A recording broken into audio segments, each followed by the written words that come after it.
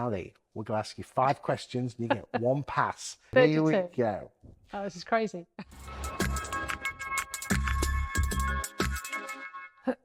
What is the hardest thing about being Sally Lawson? Being in front of the camera all the time, I think, is one of the hardest things about being Sally Lawson. Whenever I go to work, Becky is putting the camera in my face. We run an event every single week, webinars, lives. When we're traveling, it's like the whole life is documented. And as a 52-year-old woman, it takes a bit of effort, you know, to look decent in front of the camera. So I'm all for filters. How do you get I over think that that's the fear? challenge. It's not a fear. It's not a fear. It's just I don't have a fear of the camera. I love the camera. Did you have a fear at the start though? When I started in 2010, yeah, that was a long time ago. So, Okay. yeah. But now you're just conscious of it, but it does take it out of you. I don't care what you say. It does. Yeah. I think it's just it's a mental drain, constantly being in front of camera. It's constantly thinking hair and makeup and clothes. I mean, I'll give an example. Every time I do an event, one of the videos of me comes up and I'm wearing the same jacket. And it's just like, oh no. And I desperately try not to wear the same jacket. But how many jackets does a girl need? It's just crazy. Many. Right, It's a challenge. Right, next number. Remember, you've got 4 questions to go. You get 1 pass. 21.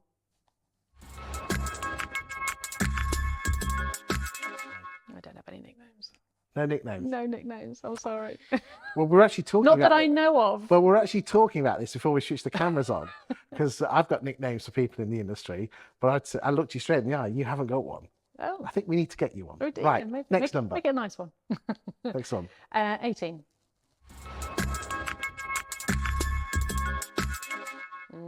Okay, life experience that has made me grow the most. I think that has to be being in business. It has to be. I've had 2 divorces, custody battles, but I think of all of them, it's got to be being in business. 34 years now and counting. You've been your own boss for 34 years. 34 years since I was 18 years old, yeah. That takes some balls to be your own boss. From Balls 18. or stupidity, I'm not too sure which one. Where did that come from? Your parents or? No, I grew up in foster care, so they really didn't have any involvement in this. But it was 18 years old, just wanted to just work for myself, just wanted to... Did you want to prove things? What being in foster, not what that's like, and I'm sure many people won't know that you were in foster care, but did that actually make you the woman you are today? I think it probably gave me the drive. I think being... if you don't mind me saying, you are hellishly driven. Yeah. Aren't you? Yeah. You know, like scary, like, whoa. Yeah, I think it gives me the drive. I've actually done those 7 steps of why that you do to realise your reason why. Okay. And mine was control. So when you're in foster care, you have no control of anything. You're dumped with people that aren't your parents. You hate them. I mean, I hated them. I hated it. I hated everything. But at 13 years old, I discovered work. I got a job in a restaurant and I worked every single night and every single weekend, and I was earning more money than my foster parents. I discovered money. And what money gave me was a sense of control. All of a sudden I could buy the clothes I wanted, not the 1970s flares she wanted me to wear. I could actually go on the school trips, and gave me a freedom, a sense of freedom. I also could stay out at night because I was working rather than coming in at 8 o'clock like they wanted me to. So money just gave me freedom and gave me control. And for me, that has carried on into my business. So at 18 years old, guess what I wanted? I wanted control. I tried being an employee. I was a terrible employee, Chris. I really was. And so working for myself, I feel, was the thing that was going to give me the control. I had no idea how to do it.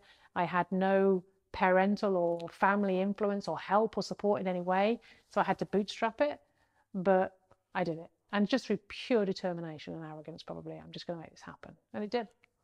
Because that's quite, you know, to have that drive without any parental control or direction, sorry. Well, there was no one. There was nobody there. So I just had to do it. And is that fire in your belly still as strong as it is? Oh, absolutely. Every single day. You're a machine, aren't you? I am a machine, yeah. You're almost like a letting agent cyborg, you know, like... But you are, aren't you? You scare me. Yeah. I say that nicely. Yeah. But you really are driven. Yeah, I am driven. I'm ridiculously driven. I'm awake at 4 o'clock in the morning. I'm thinking about work till the moment I go to sleep.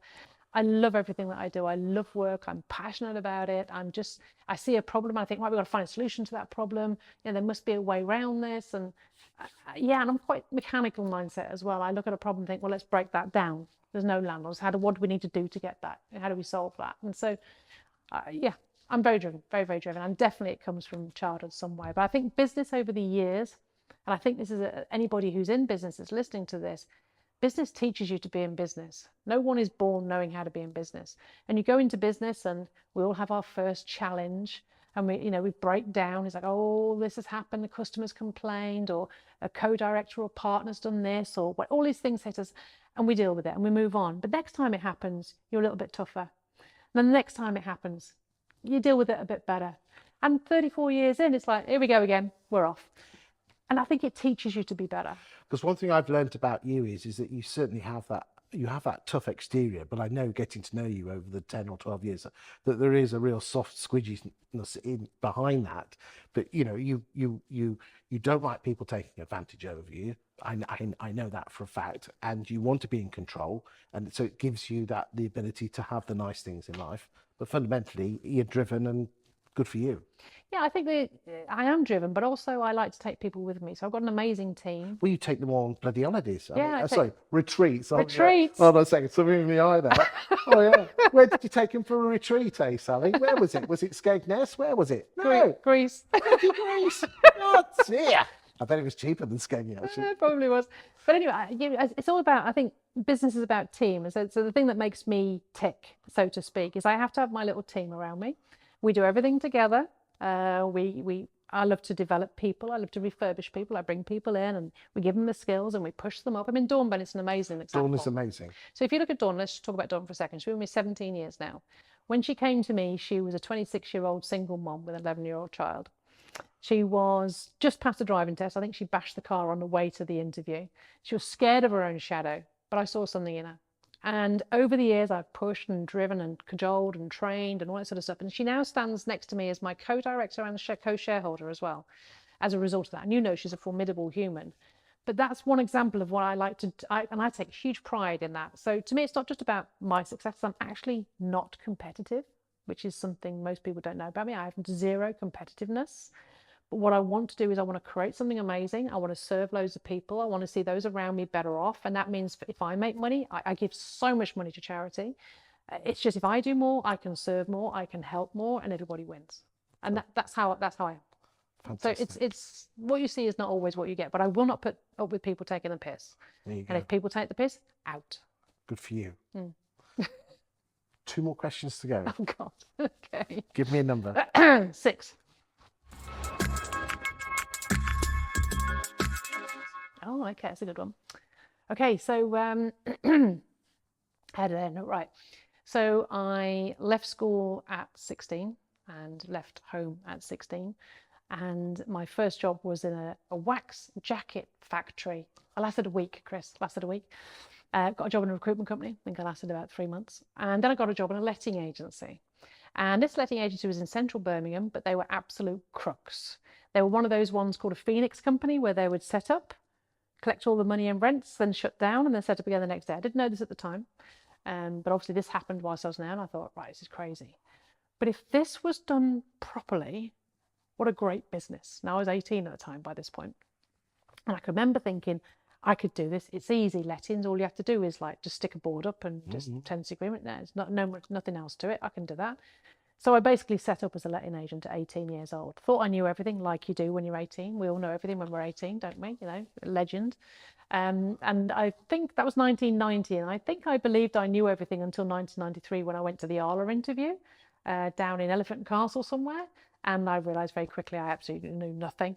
And then started the whole journey of learning and getting into the law, legislation, which I absolutely embraced and absolutely loved. And it sort of went off from there. Well, you made president, didn't you? Well done. Absolutely, yeah. But it was down to them really, because they really, took me under their wing, taught me everything I needed to know really, and that was a separate career within a career, so to speak. But in answer to your question, working for a dodgy letting agent, thinking this could be doing better and believing I knew everything. So fantastic. So you've got 1 question left, and you've got a pass as well. So, okay. What's the number? 42. Got to be COVID. I guess everybody says COVID. It's got to be COVID, I think, because for me, that totally transformed my businesses in COVID, as it did for many people. At the time COVID hit, I've got 5 businesses, 2 letting agencies, a white label management hub, an ad agency, and a training company. And at the time COVID hit, our coaching company, we had like 90 events booked in the diary at hotels. And we had 2,000 properties under management. And the fear was, what if all the tenants stop paying? And how are we going to deliver these events? It was mad panic. Now, thankfully for us in lettings, we weren't as badly hit as many industries. You know, a lot of industries were a lot harder hit, but we didn't know that at the time. I can remember doing a business plan of 25% down, 50% down, 75% down. What do we do? As everybody was doing. But my events company, we had literally weeks to get out of hotel contracts and to convert 90 events into virtual events. And I will sit here today and say to you that it was down to my team that we did that. And it wasn't down to me. It was down to Jeevan and the tech guys to figure out how to deliver these events. I can remember the first time we ran an event was like 4 boxes of those paper boxes with a laptop on the top and like a camera and like, And now look at your green screens, your TV crazy. studios. I know, but it was crazy. But we did it, and we managed to convert all of them bar one. Agent Rainmaker Live, the big conference that we did, we couldn't do that. But other than that one, we did all the other events we managed to still deliver.